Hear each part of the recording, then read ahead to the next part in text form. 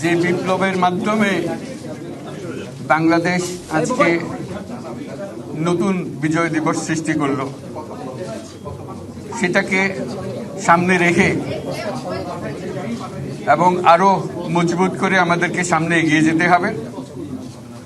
যারা এটা সম্ভব করেছে, যে তরুণ সমাজ, তাদের প্রতি আমি আবার সমস্ত প্রশংসা এবং কৃতজ্ঞতা জানাচ্ছি তাদেরকে। তারা আমার পাশে আছে।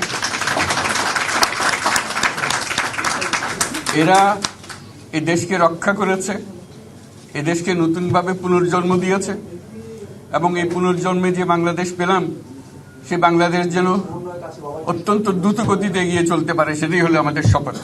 সেটা আমরা রক্ষা করতে চাই, এগিয়ে যেতে চাই।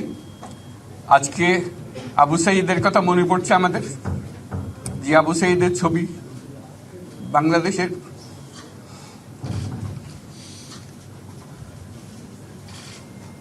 প্রতিটি মানুষের মনে গেঁথে আছে। এটা কেউ ভুলতে পারবে না। কি অবিশ্বাস্য একটা সাহসী যুবক,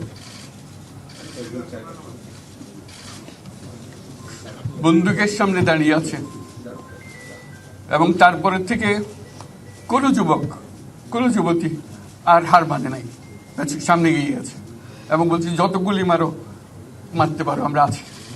তো যার কারণে এটা সারা বাংলাদেশ জুড়ে এই আন্দোলন ছড়িয়ে গেছে এবং যার কারণে বাংলাদেশ এই দ্বিতীয়বার স্বাধীনতা অর্জন করলো।